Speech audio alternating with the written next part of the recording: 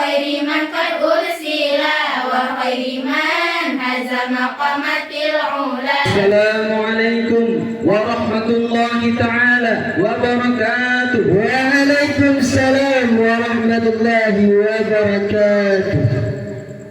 إن الحمد لله نحمده ونستعينه ونستغفره ونعوذ بالله من شرور أنفسنا ومن سيئات أعمالنا. من يهد الله فلا مضل له ومن يضلل فلا هادي له. والصلاة والسلام على سيدي عبد الله وعلى آله وصحبه ومن والاه ومن تبعهم إلى يوم القيامة. فقال الله تعالى في كتاب الكريم: أعوذ بالله من الشيطان الرجيم. بسم الله الرحمن الرحيم. ولقد خلقناكم ثم صورناكم. صدق الله العظيم. Pertama-tama dan yang paling utama, marilah kita panjatkan puji syukur kita terhadap Allah Subhanahu wa taala, yang mana oleh Allah yang telah memberikan kita beribu-ribu nikmat dan berjuta-juta rahmat-Nya. Dan di mana di antara beribu-ribu nikmat dan berjuta-juta rahmat tersebut, Allah singgahkan kepada kita dua nikmat yang paling mulia, yakni nikmat iman dan nikmat Islam. Tidak lupa pula salawat bertangkaikan salam kepada Habibullah, sosok rahmatan lil alamin, Nabi besar Muhammad sallallahu alaihi wasallam. Dan salawat bertangkaikan salam juga kepada alman sahabat beliau yang rela anaknya menjadi yatim, istrinya menjadi janda demi mempertegakkan kalimatul haq, yakni kalimat la ilaha illallah Muhammadar Rasulullah. Panglima ikraman saya yang termulia kepada Walid dan Ummi ma'a keluarga selaku pimpinan Darul Fatah. Panglima ikraman saya kepada guru-guru dan dewan juri yang arif lagi bijaksana. Dan panglima ikraman saya juga kepada santriwan dan santriwati dan ma'asyiral muslimin yang dirahmati oleh Allah Subhanahu wa taala. Ma'asyiral muslimin yang dirahmati oleh Allah, ibu adalah sesosok wanita yang selalu berdampingan di dalam pedih, yang penuh kasih di dalam pedih, yang sesekali terlupakannya di dalam bahagia, yang kasihnya bercahaya terang menerangi gelap jalan, yang kilaunya menerangi tujuan kehidupan. Lantas, mengapa demikian? Mari kita simak sebuah ulasan dalam pembahasan yang sudah kami rangkum menjadi sebuah judul. Kasih ibu adalah pelita kehidupan. Ma'asyiral muslimin yang dirahmati oleh Allah, dewan juri yang mulia, sesosok manusia, sesosok makhluk yang diciptakan oleh Allah Subhanahu wa taala dari segumpal nutfah menjadi segumpal darah, dari segumpal darah menjadi segumpal daging, sehingga terlahir ke dalam dunia menjadi sesosok manusia yang dimotori oleh seorang. Setelah lahir ke dalam dunia, mempunyai kehidupan, harapan, cita-cita, dan rumah kehidupan yang masih gelap, sehingga Allah hadirkan seorang ibu sebagai pelita penerangan. Betul? Mengenai hal motor ibu sebagai proses terjadi manusia sehingga lahir ke dalam dunia, Allah Subhanahu wa taala mengatakan dalam Al-Qur'an potongan surah Al-A'raf ayat ke-11 pojok kanan baris yang terakhir yang bunyinya: Bismillahirrahmanirrahim. Walaqad khalaqnakum thumma sawwarnakum. Shadaqallahul azim. Allah menyatakan dalam Al-Qur'an, walaqad khalaqnakum, dan sungguh telah kami ciptakan akan kamu, thumma sawwarnakum, kemudian membentuk tubuh. Ini penjelasan dari Allah Subhanahu wa taala. Di mana terjadinya? Dari perut seorang ibu. Lalu bagaimana sang ibu mengalami proses demikian? Langsung Allah Subhanahu wa taala mengatakan lagi dalam potongan surah Al-Luqman ayat 14 pojok kiri baris yang ketiga yang bunyinya: Bismillahirrahmanirrahim. Hamalathu ummuhu wahnan ala wahnin wa fisaluhu fi 'amaini. Ibu mengandung dalam keadaan lemah. Wahnan ala wahnin, hal keadaan lemah yang bertambah-tambah di dalam mengandung. Wa fisaluhu fi 'amaini, dan menyapihnya dalam usia kurang lebih 2 tahun.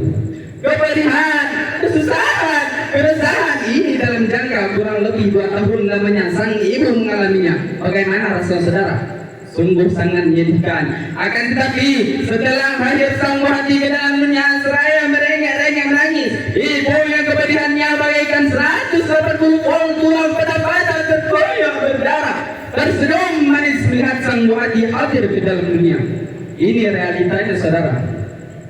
Ma'asyiral muslimin yang dirahmati oleh Allah Dewan Juri yang mulia. Ibu kita adalah pelita bagi kita. Adapun ibu yang menjadi pelita bagi makhluk, siapakah mereka? Salah satunya ialah Imam Syafi'i radhiyallahu anhu. Imam Syafi'i, beliau dalam kandungan ibunya kurang lebih 4 tahun lamanya. Walaupun dalam kepedihan, besarnya harapan akan kehadiran sang buati cukup lama menanti. Bahkan betapa bahagianya ibunda Imam Syafi'i dikala melahirkan beliau hadir ke dalam dunia. Setelah menikah, pendidikan Imam Syafi'i berawal dari sang ibu. Sang ibu sungguh-sungguh mendidikan beliau hingga akhirnya sukses menjadi imam besar madhab Ahlussunnah wal Jamaah. Inilah cerminannya saudara. Ma'asyiral muslimin yang dirahmati oleh Allah Dewan Juri yang mulia. Ada satu kutipan ceramah seorang ustaz yang dimana di dalam ceramahannya beliau mengatakan, kalau ayah baik, anak belum tentu jadi baik. Tapi kalau ibu baik, anak sudah pasti baik. Betul nggak? Salah. Kalau salah, ini realitanya. Nabi Nuh alaihissalam baik apa orang? Baik. Tapi anaknya Kan'an murtad, tidak mau mengikuti apa kata ayahnya. Sedih hati Nabi Nuh melihat anak murtad di sisinya. Tapi lihatlah pojok kiri, Azar, sepembuat patung sembahan berhala disembahnya. Baik apa orang? Tapi anaknya Nabiullah Ibrahim alaihissalam Fir'aun dan Khamil baik apa orang? Bahkan mengaku diri sebagai Tuhan, terkejut iblis dengannya mentah-mentah. Tapi lihatlah istrinya Siti Aisyah yang alim ma'rifatullah, bahkan mengasuh seorang anak daripada Bani Israel, yang anak tersebut diangkat derajatnya oleh Allah menjadi Nabiullah. Siapakah beliau? Nabi Musa alaihissalam di dalam asuhan Siti Aisyah. Jadi jangan heran saudara, jika engkau mempunyai ayah yang alim ma'rifatullah, dirimu belum tentu jadi alim. Tapi lihatlah ibumu yang merupakan fondasi pendidikan dirimu sebagai anak. Dikarenakan mengapa? Dikarenakan ibumu adalah pelita bagimu. Jelas? Ma'asyiral muslimin yang dirahmati oleh Allah Dewan Juri yang mulia. Ibu kita perumpamaan seorang pemain catur papan berang hitam putih yang menggerakkan sebuah pion yang kecil. Sebuah pion yang kecil tersebut tidak akan pernah mundur ke belakang sedikit pun, kapanpun selamanya. Selangkah demi selangkah digerakkan oleh pemain hingga sampai di garis finish. Pion yang kecil tersebut dapat menjadi raja, ragu, menteri, kuda dan benteng pertahanan terkesan berharga di dalam pemain catur tersebut. Lantas, kehidupan kita, kasih ibulah yang menaringi menunjuki kehidupanmu, wahai para hadirin. Selangkah demi selangkah dirimu pergi hingga sampai di garis finish. Dirimu berhasil bahagia di dalam bidang masing-masing. Lantaran siapa yang menunjuki arahmu pergi? Kasih ibulah yang menaringi menunjuki kehidupanmu, wahai para hadirin. Ini adalah cerita cerminan bagi kita semua.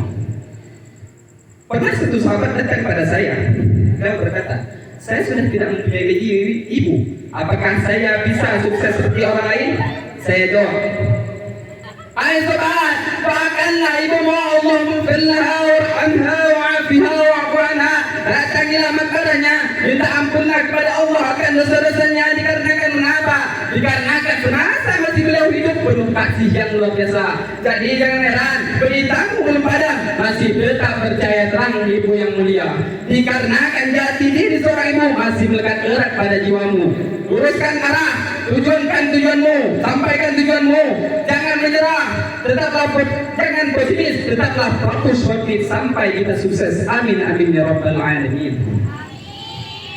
Maka kesimpulan yang bisa kita ambil dari pelajaran dari pidato singkat saya tadi ialah, mother is the light of success the life. Kasih ibu adalah merupakan cahaya pelita bagi penerangan bagi kita sebagai manusia. Ingat, semasa masih percaya terang, jangan beribadah pelita kasih tersebut. Dikarenakan kasih beliaulah yang berjasa menerangi menunjuki sebagai pelita kehidupan kita. Maka mungkin hanya ini yang bisa saya sampaikan. Terima kasih atas segala perhatian. Bawalah papan, bawalah kayu. Kayu dipukul dengan tenaga. Maafkan salah kata-kataku, namanya juga manusia biasa. Cuci tangan sampai bersih. Cukup sekian, terima kasih. Hadanallahu wa iyyakum ajma'in. Assalamualaikum warahmatullahi wabarakatuh. Waalaikumsalam warahmatullahi wabarakatuh. Takbir.